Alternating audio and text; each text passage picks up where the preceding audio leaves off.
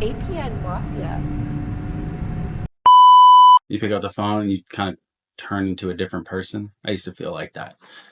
You just get in the zone. It's 1 minute I'm like, damn, I see this list and I'm like, all right, just whatever, start calling. Once you get a half decent conversation going, especially a nice person. For me, if even one person's like, we thought about it, but now I think we're gonna just pass it down to our daughter. She's gonna be moving back from college and she got a good job, so she wants to build a house. I'm like, hey, I totally respect that. Absolutely. If anything ever changes, you got my number. Or if you ever have any other pieces of land, know anyone trying to sell, always reach out to me. I'm available. Something like that makes me feel good, and then it just roll right with it. I kind of miss just because my job right now, I'm always looking for a new project or everything is a little different, which is fun, but I miss that zone. But we were talking about that recently where you're just like, it's good, but I can't do anything else. Right. So While you're calling, you can't, and it is a little bit of an issue. I don't know. I'm 50 calls in. I might have a couple leads at that point, and a lawyer calls me, or a lender, or a seller, and then I have to get on something, and I'm spending 20, 30, 45 minutes on that rather than getting through another 40, 50 calls that could have led me to something else. That is a little bit of an issue, and sometimes I have to tell myself, this can wait. Whatever I just got a call about, this can wait till the end of the day, or it can wait till tomorrow morning. And so that I just have to tell myself, get everything lined up so that I can just keep calling and then handle that when I get to it. Go later. we got to see the dog at some point. But here we go. APN Mafia, the first podcast. I'm still working on a catch line. I'm thinking when you're here, your family. No, Okay, that's I pretty think good. that's I like taken. that. I think that's Olive Garden. But I got some questions here lined up for you. We can just kind of get into it. If you have questions for me throughout this too. So a little bit of background for anybody watching that didn't catch last call we did. So I've been educating about land investing. It's been very, very good for me. And that's kind of just why I started talking about it on TikTok. Put a little Discord together and now we're doing the whole nine. But traditionally in land investing, all the courses, they teach you how to pick a market and then send out mail.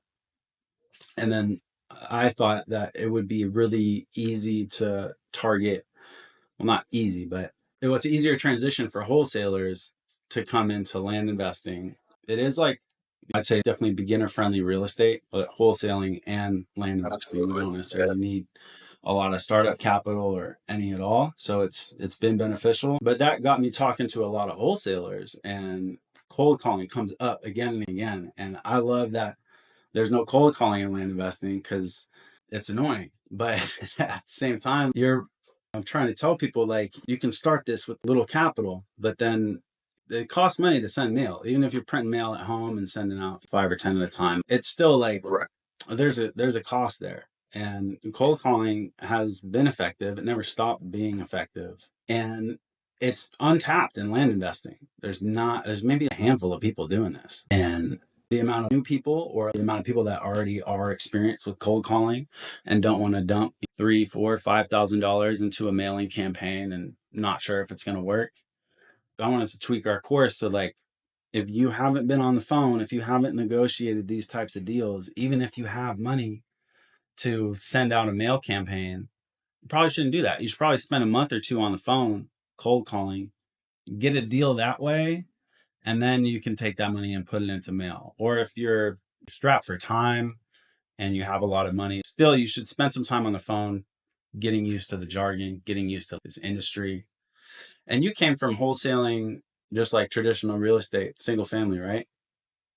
I saw everything about wholesaling. I like not necessarily in between jobs. I had a half decent job. I was a commercial exterminator, so I wasn't making bad money at all. Pretty good. I could move up pretty well, but it just wasn't for me. I dropped out of college my senior year, halfway because of COVID, halfway because I just didn't want to do it.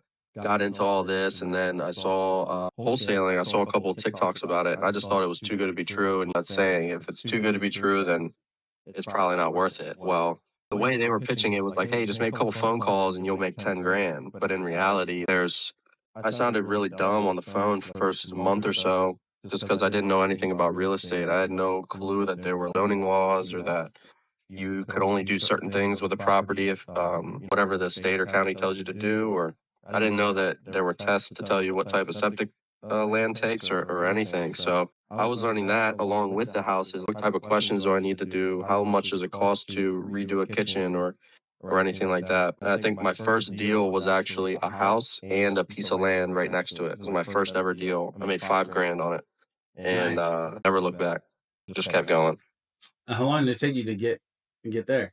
If I'm being honest, it's a little embarrassing. It took me 5 months to make that deal. It took me 5 months. It's tough. And part of it, and I hate telling people because then it really discourages them from wanting to get on the phone. I bought into a course from the people that I first saw wholesaling about because I trusted them. They saw the houses that they were living, nothing crazy. They weren't flashing Lamborghinis, but they lived nice. And that's what I wanted. And I bought into this course, and turns out like they made all their money wholesaling 10, 15 years ago. And I think now they're seeing the digital age and they wanted to put out a course, and they gave us all this information that worked 10, 15 years ago. And I had zero success, absolutely none. And it took time to click because I wasn't thinking like a buyer. I wasn't thinking like an investor.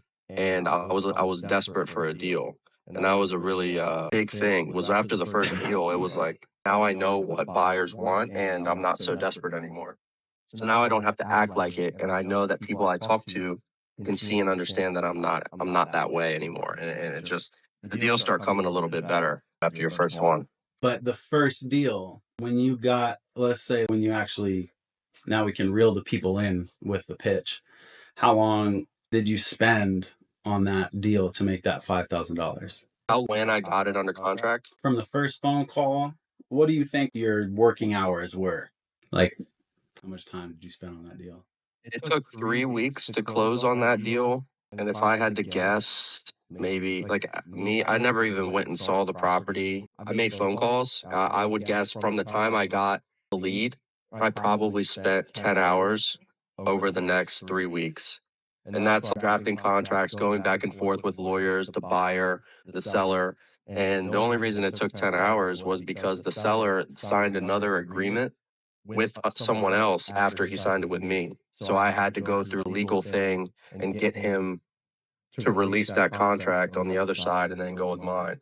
So realistically, when you get your agreement signed and you submit it to the title, you have your buyer and everything, your hands off. After you get it, a couple hours maybe, and that's just answering the phone maybe for a couple questions or looking at an email or verifying some information, something like that.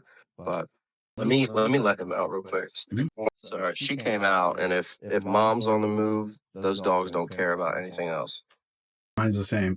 I got my dog when she was 8 weeks old, and Okay. I met my girl when my dog was like maybe she was 3 years old.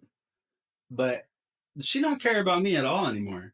She It's mama. yeah, They oh yeah, love it's mama. not no longer my dog. What was I gonna say? Oh, so that sounds pretty good. You made 5 grand and 10 working hours. But to me, I'm 10 hours on one project. That sounds crazy, which is probably what made my content appealing to you. And there's another level of ease to this to this shit.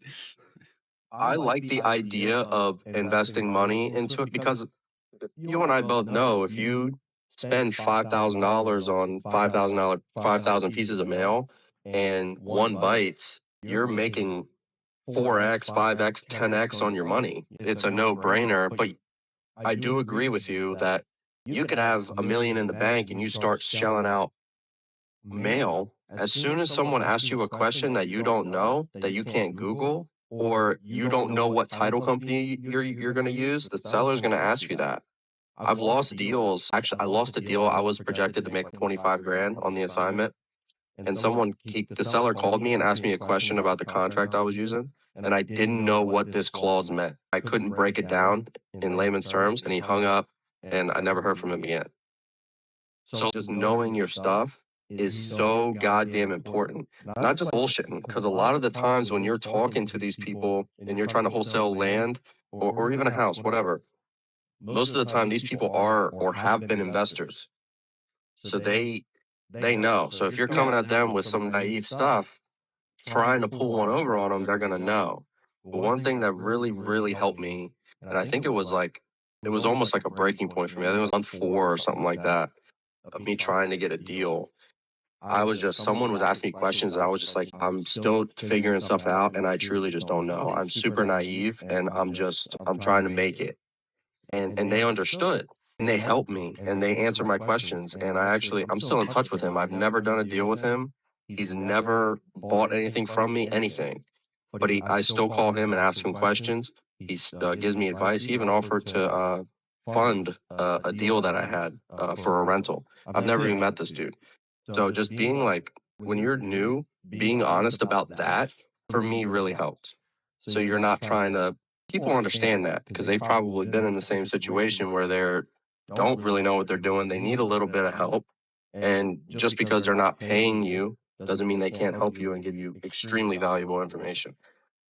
So people are always looking for scripts or something, and that's kind of what I say is just like script will help maybe understand the jargon a little bit, but the only thing that's gonna get you good at this is actually doing it and just being Yeah. yourself. So I try not to really think about it too much if I get on the phone and just be myself. When we were deciding to get into land investing, because our company, I wasn't even working for the company. I came in to push land investing and just this, but we were trying to do more JV funding and like, okay, how are we going to get JV funding partners? And I went to land.com and looked for self-listed stuff. So just looked for land investors listing their own stuff on land.com, or the land moto was one as well. Land moto still exists, but I started calling and it was awkward at first. And I was like, all these are all real estate investors. I'm just like, hey, sorry, I'm cold calling right now, but I started like that, and oh my god, the response was insane. We blew up. I was like, all right, I need to stop doing this. It's a different market because we're offering money to people that need money. It's a very easy phone Right. call, but it gets much easier if you can just. The other day I did a live. I showed up a little late. I was a little flustered. As soon as I said, guys, I'm a little anxious right now. I walked in late. Let me just gather myself. I just felt so much better. So you don't have to like act a certain way. And You really don't on the phone. You don't, truthfully. And a lot of people think you have to, I don't know, they think you have to put on this persona to sell something or to wholesale. It's really not. It's a simple conversation. And the easier you make the conversation, the longer they're going to want to stay in it and the more respectable that they are. If you're coming at them like a sleazy salesperson, then of course, these people have encountered 1,000 of you in their lifetime. Mhm. They can smell you out. Just be cool. There's been so many times that I'll talk to someone, and well, I say so many, but it's over the past couple of years, there've been a few, which to me is a lot. But someone was rude to me on the phone or texting me back, and I just keep my cool with it, and it's just conversation. They've come back to me, hey, would you still be interested? We're actually thinking about selling. Or someone actually apologized to me once. They texted me, hey, I'm sorry, I shouldn't have responded to you that way. If you want to have an actual conversation, you can call me back. So That's nice. just being Don't yourself, expect just that. being cool about it, it's fine. Just let it go. And in regards to people getting scared about cold calling and not knowing what to say and thinking you're going to mess something up or whatever, I keep telling, whenever I talk to someone new about it, go look up how many houses are in the United States. Do you think you messing up 1,000 phone calls is going to ruin your chance of breaking into real estate or doing anything? Hell, there's always going to be a deal. And those 1,000 people that you messed up with, they're going to want to sell their place next year. So it's, whenever I go into a new market to see like it's good, I'll just start picking up the phone, just calling anyone, and I'll just start asking questions, hopefully that they think I'm an idiot for it. Like, as soon as someone's like, no idea what you're talking about, huh?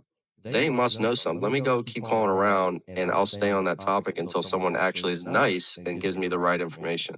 And when you're getting something under contract and you're getting a positive response, you got to catch the right property and you got to catch the right person, but you have to catch the right person on the right day. So, like you said, someone was Right. rude to you, didn't like it. They come back later and they actually do want to accept it, or maybe you call them again on another day and they feel better. Yeah. Dad talks about this a lot. When I was growing up, he ran a collection agency, and mom died when I was 12, and like he would call him every day trying to buy his collection agency. He would just get these calls all the time, and this one guy would call him and they would talk for a bit, and he would just say like this is good. I'm not selling. Appreciate it though. Like talk to you because they have rapport. This cold calling works all the way up to buying multi-million-dollar businesses. So this is a good Mhm. skill to learn for free. Yeah. He just caught him on the right day. He's like, it was just one day. He's like, I can't do this anymore. I can't do 10-hour work days. I can't run this company. I'm not doing this. Right. And he sold it. Like, that was it. And he probably talked to this guy like a dozen times and just not maybe next time. It was never maybe next time. It was always a hard no. He just kept calling, kept checking in on him. How are you doing?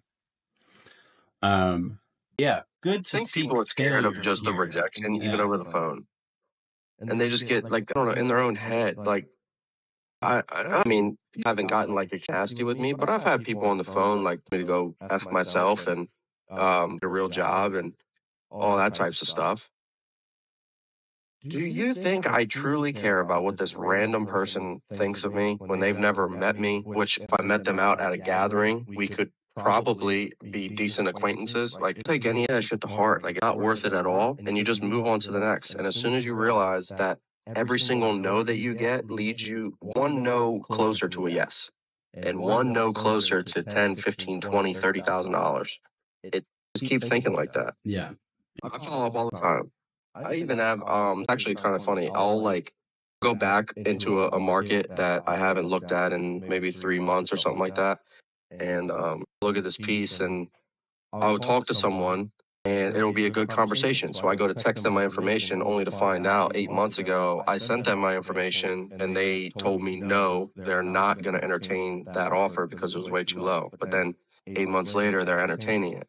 It's completely different. You can't don't hold sellers against hold anything against them. And give you an answer right away because you never know what's going to be in 4 8 months or whatever it is. Just move on to the next. Super valid. All right, well, let's get some of our list. I think we've definitely covered question one. I sent Kyle the questions ahead of time. I will spring some surprise questions on him.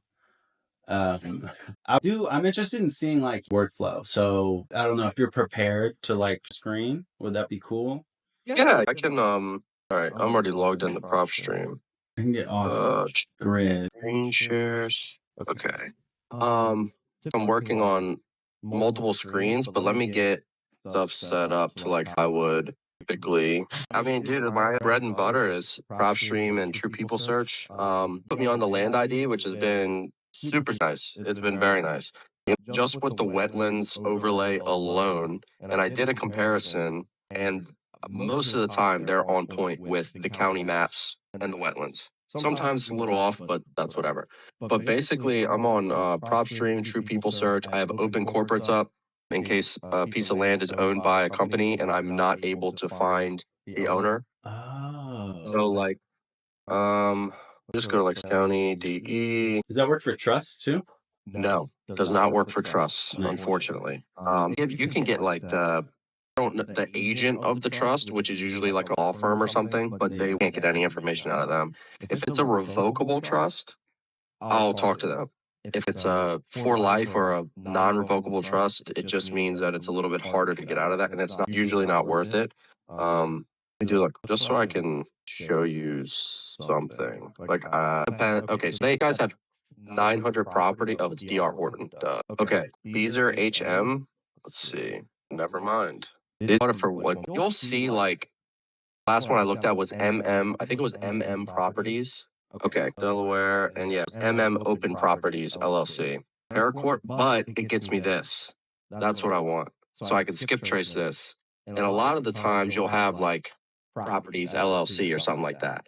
Skip trace the addresses that are associated with them, or go to open corporates and see all this. And KM, as soon as I see like a Kim Martin, done. Calling Kim. Hey, you the owner of KM property? You know, these are the leads that are really good because no one wants to do that shit. Yeah. They're not getting any calls because no one's trying to find that out. They're But still my probably going to say workflow no, is but they bad, haven't gotten as many calls. Yeah. and I'm not going after people that have 400 properties, $15 million portfolio. I'm going after smaller companies that have, if they have like 20, 30, and I see that their projects are in a certain area and they're kind of lease alone. They bought it back in '93 or something. Hey, got anything with it? What are the chances you'd entertain an offer on? Something like that. But if I have a list like this, and like I said, I'm kind of on multiple screens, I don't like to export a list because you can do the same search and the properties will show up the exact same every single time. They don't move order. So if I have a list of 4,000 properties and I get to 272, I just mark it down and I know to go to 273 the next day. As soon as I'm here, let me actually like pull vacant land. I'll interrupt here for a second to provide some context. There's been people that say got to use a dialer. Kyle doesn't use a dialer. He does this all manually. I don't know if you're using Google Voice or you're just using your phone, but I recommend using Google Voice. yeah, 100%. yeah. Kyle uses a dialer. That strategy is, well, one, it's less complicated to get started. But I've been doing this for 2 years, and I'm sure oh, that's nice. 1017 is my favorite number. We're on to something. Oh yeah. And then yeah, you're a little bit more like intentional each call. Like I've had dialers before, and you kind of like on the phone, and then you got to play that like catch up, and then you have to start with like your script, like the little that you open with, and buy yourself a little bit of time. In case you have to do that, and I think you set yourself up for calls to go better. But definitely, everybody's different. But yeah, The reason why I didn't go with like it was when I first got started, I was kind of, this is completely free and like Troop Search is nice, and I'm about to flip back and forth, but you like try to imagine this was two screens. So like if I was calling for like 13th Drive, there's there's a couple things that I look at. One, I look at the mailing address, and if it's right next to this property, I probably will not call, because it's especially on something like this. Because this person probably, like if I looked at this, I'm like, oh, this guy bought these two so he wouldn't have neighbors. You'd be surprised. So he's not going to sell to me, and I'm wasting my time calling him. Yeah. So what? This is owned by Michael Volonsky, and this is owned by Kenneth Shelland. And I don't see anything else on Sandalwood Drive. But MLS details, I see he tried to put it up for 48 days on the market at 525. These houses right here are probably selling from like 550, 750, maybe 800. There's no way I'm going to be able to drop that price from 525 down enough to be able to wholesale this. So most likely I would not call him.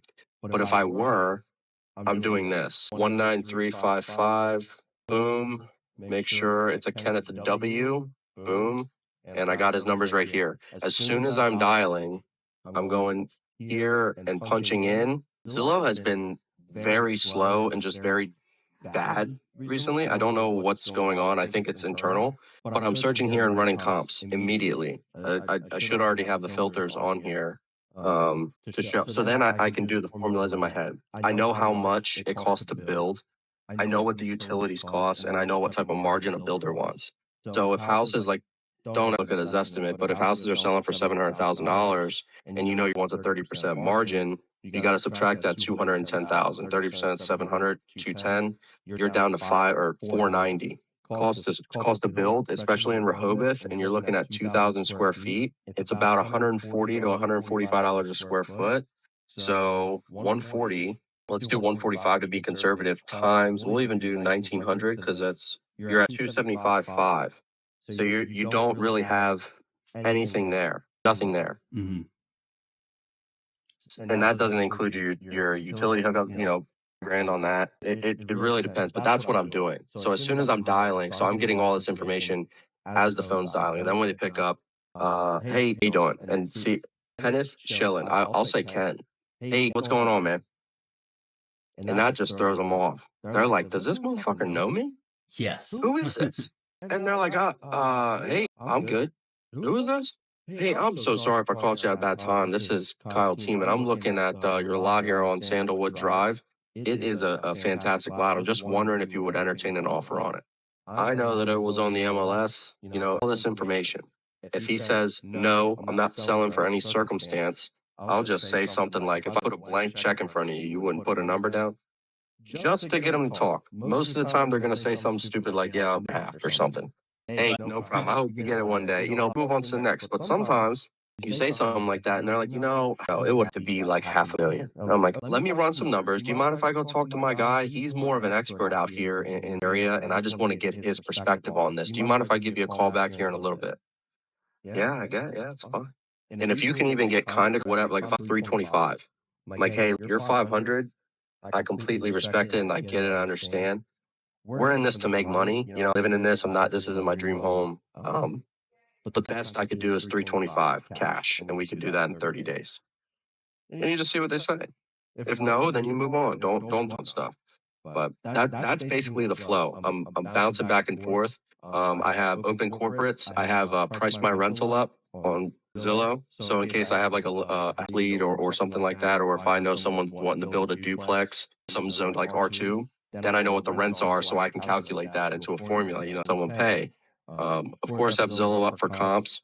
A lot of people use like a software, which is yeah, it's fine, but I don't use one. And personally, I don't know if they are conservative in their comps. I think that a software would take like an average, whereas on Zillow, I take the lowest comps because then it gives me a breather. It gives me a buffer. You know, hey, the ARV is 500. I'm looking at the houses that sold for 425 with these because that's worst case scenario, right? Yeah. So what you have to look at.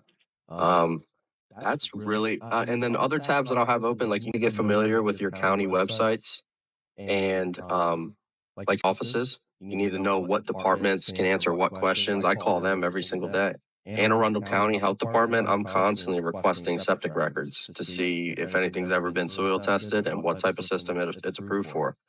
You get really good with that. People start knowing who you are. You get nice to them, and they treat you good. They get you the information you need in a timely manner. I like your approach a lot. I can tell you're so dialed in on the stuff that you talk about. I don't be considering. Think about a builder. I don't think about costs of setup because I look at land and then how much does land sell for. But I've also been very And focused it's on different because you're selling to someone who wants to live there. yeah. Most of the time, I would think. Yeah, most stuff that we do, it'll be either recreational, so that'll be a hunting property, maybe like 5, 10 acres just out in the woods. And you can build on it, but maybe you can't. And that's, just looking at comps that have the same zoning, about the same size in the same area. How fast are they selling? What are they selling for? It's almost easier to comp. It's harder to find the comps. Like there's activity, but there's less once you find. I don't know if you can hear that. It's getting among it's getting exciting. Um, but yeah, we actually can identify the comps. It's a little easier. It's like 5 acres. This is 7 acres, so it's worth 40% more. But everything else is the same. And that's how you can think about it when you're selling to an end consumer. When you're selling to a builder, it doesn't matter. Like I've had like one in Georgetown, Delaware for $85,000 wooded perched for a standard system. So they have to put like 10,000 to clear the trees. So and that's about on point. 95,000 to 100,000 for an acre in that area. A builder can make money. If you were to put that on the market and someone were to build their dream home, stay there for 30 plus years, you 150, 200, 250 easy. But it takes time. And there's not a formula to follow, right? Because people, you're not going to put a price on, oh, I want to live here. I'll pay what I need to pay to live here.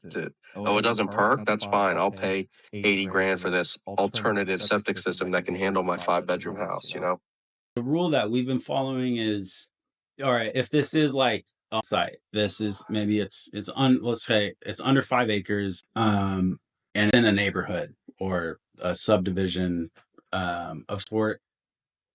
Obviously, this needs a home. We look at what home prices are for like that lot. Or can we split it into Right. two? Then it's going to be worth more. But let's just say it's apples. We're going to stay at like 20% the home price. Ideally 10 would be great. 10 will fly. But that's where we're at. So I think the exit would be, That's a good rule of thumb. yeah. It is. But better that you like in regards to wholesaling, better you understand what you can do with land, the more you can like I've to a buyer before and I sent him this piece of land. He's like, dude, I can't do anything with like you're at 180 for it, but you're 90 grand over. Like there's way. And I was like, no, did you not see the frontage? It's 308 feet of frontage, and Sussex County, you need 150 for like no class subdivided. You don't have to engineer a road. You can get two driveways in. And he was like, oh shit, I didn't even know that. So I'm like, yeah, that's so just knowing stuff or like land or something like that, just knowing what you're allowed to do with them. You could put a single family on there, or you could put a duplex. Shit, I think mixed use throughout Delaware. You could put a fourplex on there if you want. Just knowing your stuff, but that comes with experience that you're not going to get as quickly, I think, just starting off mailing. You don't need to know this either to get started. So I don't want people to watch this and be like, oh, I need to memorize like the zone codes in this county, or I need to, in contact. No, You can get a deal, but by focusing on one area consistently, like you have a couple areas that you work, but when you do like focus efforts into one region, you will get familiar with that region because now you're a real estate professional that works there. You're just going to start learning stuff and find more ways to. I don't memorize anything. This was an email from someone at Kent County, Delaware. I was like, hey, like I have a question about zoning. Is there like a you can send me? Send me a link. It has everything, all the zoning and what they're allowed to use. Like, okay, all the Ps are permitted. Okay, PC, you got to get a permit for it. You got to apply for it. Here are the rules with it, whatever. So it really easy. And that's why you got to get really good with your county and talk to the right people. If I don't know anyone in the county or whatever, I'll just go to the general office and just ask the same question over and over, and they'll bounce me around department to department. And as soon as I find the person answering my question, I write their name and number down. And then even if I don't have a question for like specifically, I'm like, hey, you really helped me out before. Who would I need to talk to about this? And they'll usually point you in the right direction. I love Start, that about you you. just be nice to people and ask questions. That's it. We That run is into it. And that all people the time. Yeah, we run into that all the time, and I'm trying to find like T to figure out, or automation, or find a tool, and we're subscribing for something else. And then as soon as my dad gets involved, he says, or he just calls the number, like he'll whoever's job it is to do that, he just calls them, and can't like you just shy away from making those calls. And I think because you're so focused on cold calling, it's nothing to call somebody. Like it's hard to answer the phone. This is the easiest call you're gonna take all day. Yep, it is. And I said that one time. I was like, I called the same office like three in a row because I got multiple leads that day.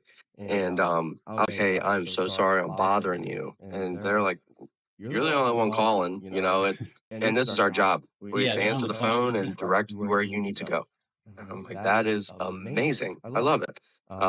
Yeah, it's your offices and your state offices are fantastic. Like you learn who your providers. Like I know it's planning and zoning that handles like septic for Kent and Sussex County, Delaware, but over in Anne Arundel County and Queen Anne County and stuff like that, it's the health department.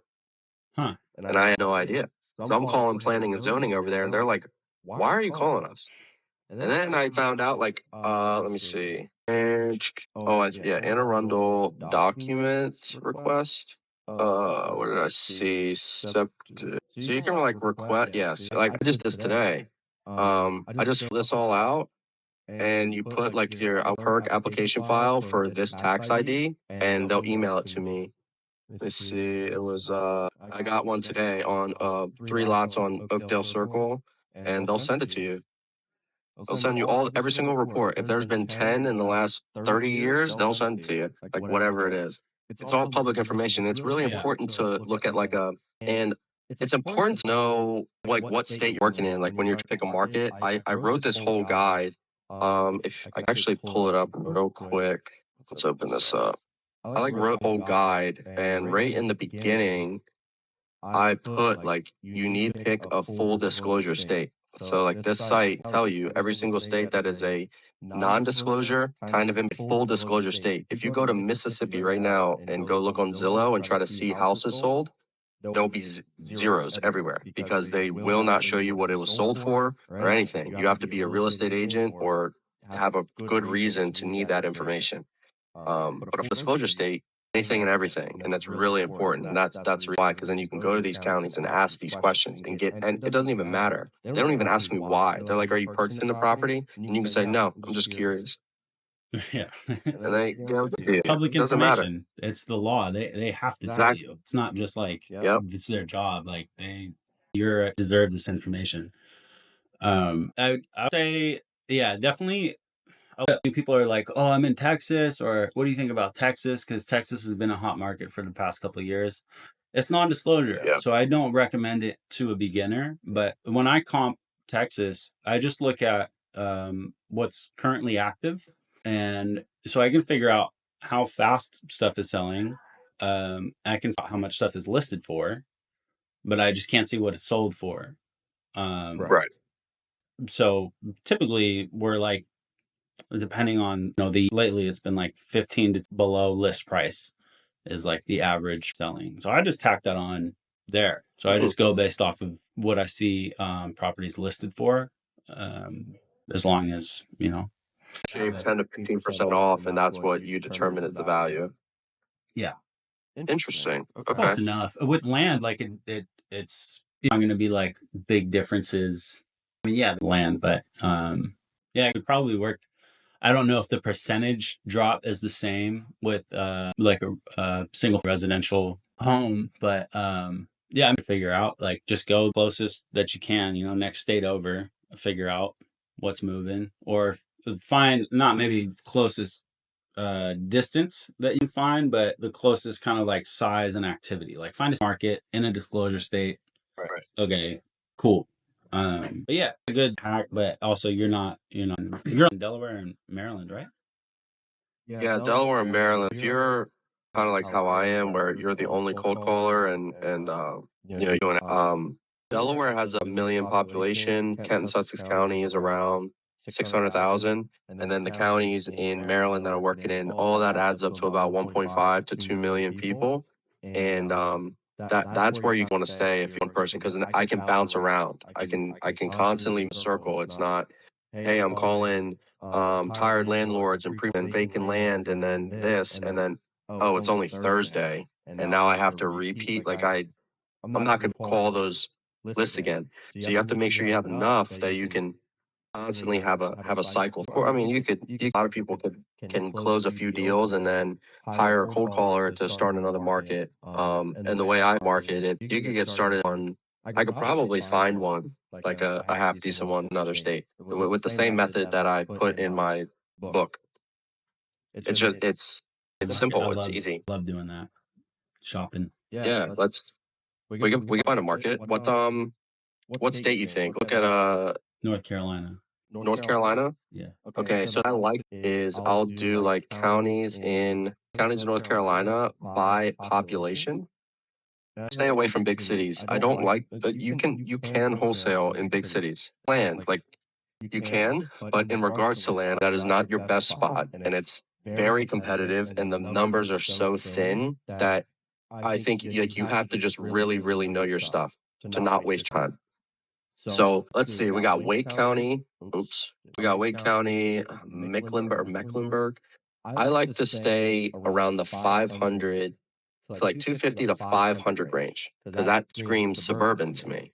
So let's do Forsyth County and just see. New property. Ooh, it's not huge to like unique properties. We're here, but we'll still see. Oh, that's because I have these. Never mind. I was about to say, oh, yeah, this is massive. This is a massive county. Find is I'll do cash buyers, and let's just do land. Let's see how many people are buying vacant land ownership. We're just going to do individual. Stay away from corporate. Minimum property zone. Let's do 5. So they're an investor. This was a mistake that someone I was trying to teach was making. They didn't put this filter in, and they were just a cash buyer for land. Well, that was the only property they owned, because they were building a house and they're asking to buy that piece of land. If they own 5 or more properties, that's most likely means they're an investor or I something. go the other They way. have property. So let's do that. I like to put the minimum years of ownership, but let's just see how many filters there are. And last sale day, let's do 6 months. Not that great. Well, for land, this isn't bad. If I take off the rate, I probably, this isn't horrible, for the population, but 84 cash individuals with 5 or more properties. That it's okay. It's not bad at all. I would couple this with another at least like 50 to 100 unique properties with the filters. You have buyers. You have people. These are just in the last 6 months. Let's do 12 months. I want to show you how this works on priced. Okay, 216 in a year. We got That's 17 again. well up here. Yeah. Or has that been Yeah, that the doesn't same? move. Yeah, this is like my tired landlord. Oh, so Um, I was like, what's yeah, going on? how many? Great. Yeah, this would be a good. I mean, got 4,000 records I could from people that have single townhouse, have owned it for 10 or more years, have 5 or more properties, and they have 80% or more equity. So it tells me they've had it for 10 years or more. It's been rented, probably needs to be updated or repaired or something like that. So they might take a cash offer on it.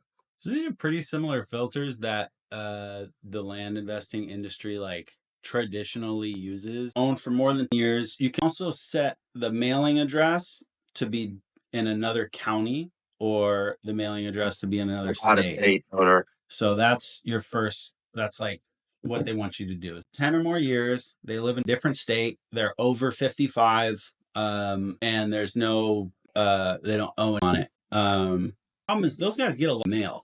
So we started picking up deals because we do JV funding. So we're not haven't spent a lot of time like experimenting, but just seeing the deals that can like, oh, this person lives next door to the property. Like, okay, it's an old guy and he got a plan for if he's retiring his farm life and now he doesn't need that. It's too much to take care of. Or we picked up a really great from an LLC. So we started throwing LLCs in the mix. It was a company that they they knew what it was worth, but just they were in like a liquidation like mid and we took it. We bought this was a deal that we bought it for 20. We thought we could sell it for 40. Turns out there was a mobile home on it. Feel bad. We call the company back. Be like, hey, there's like like you'll find homes on land all the time, and Oh usually yeah, you have to haul it off, and that's expensive depending on how rural you are. But this was nice. Like this was hooked up to electric, how to well, and they were yeah, we know. We just want to get this. We sold it for 120 in like a month and a half. damn. We just power back up, and yeah, we great. So yeah, we definitely sell C's again. And then yeah, I think those are two things. I've gone in county, that's fine for me, but your success rate isn't going to be as high. Your success rate will be the highest out of state, owned for 10 years or more. We also pick stuff up out of a trust that, it just changed hands because somebody died in Right. property. They don't want it. They've never seen it. They don't care. They'll take some cash. They just want the cash. Yeah. So we'll do that. But again, like success rate isn't going to be as high. So like you can try. I would admit in, just like ease it in a little bit. So get deals that other people won't get, but it costs us more to get those. So once you got play money, that's when you can open those parameters. Like I like where you're at.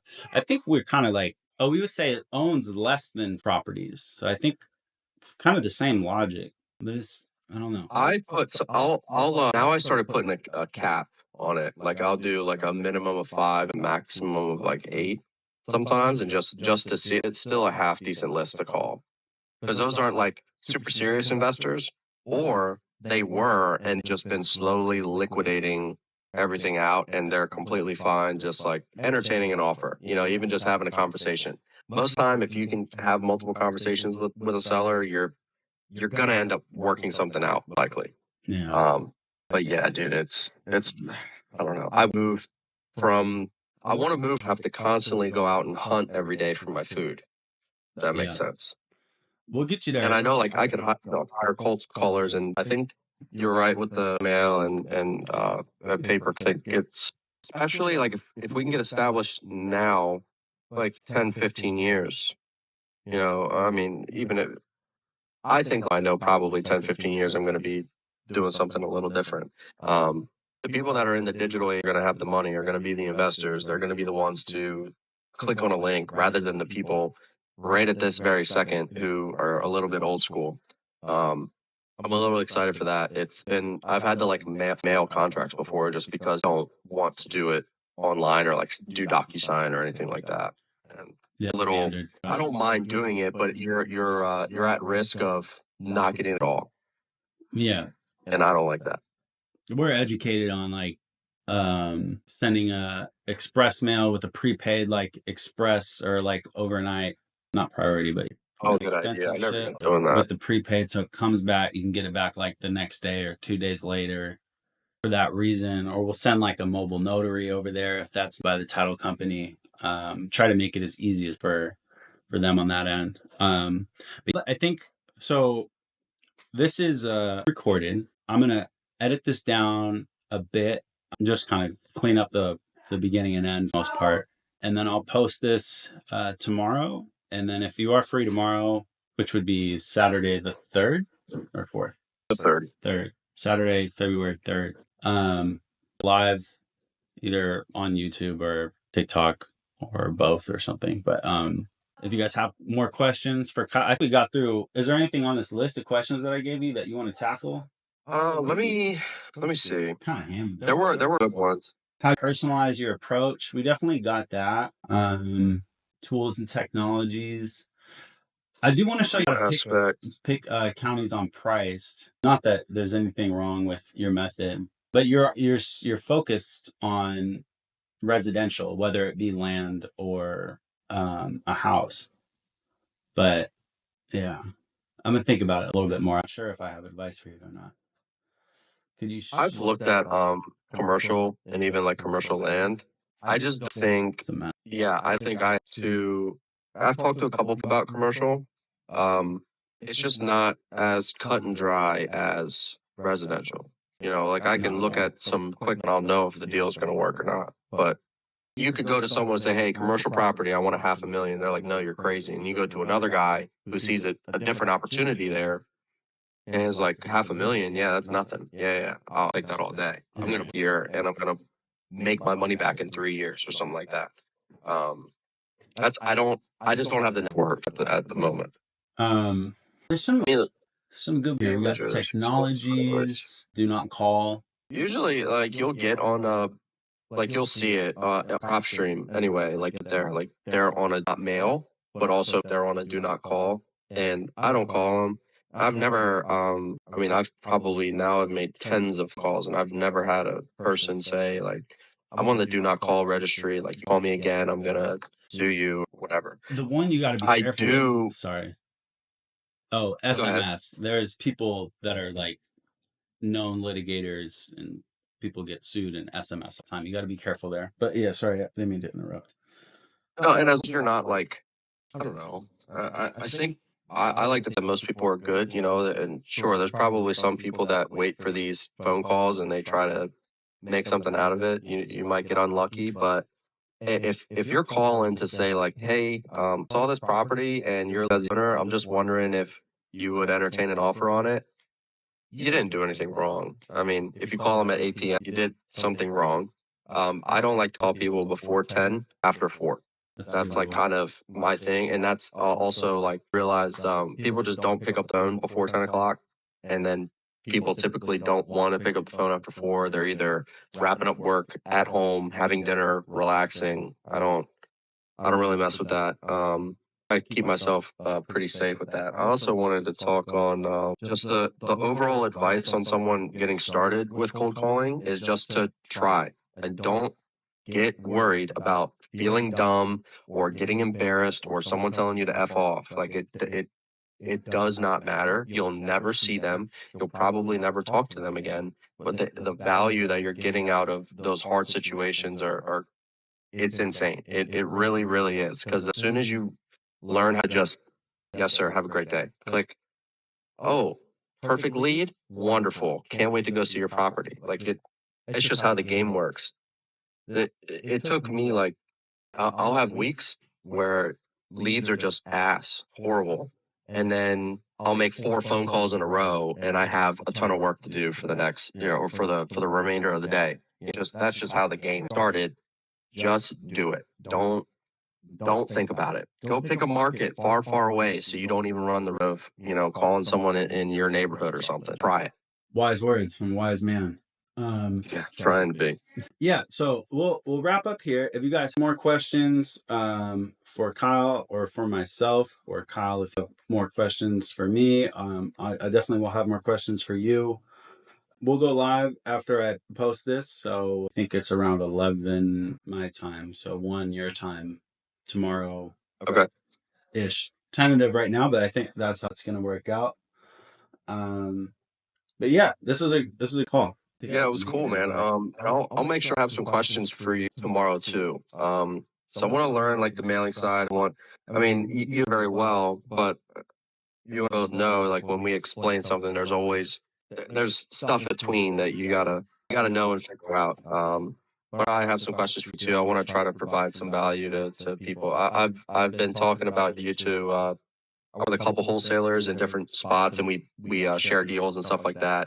And we're always looking to expand and obviously make more money. So if we can help each other do that, then why not?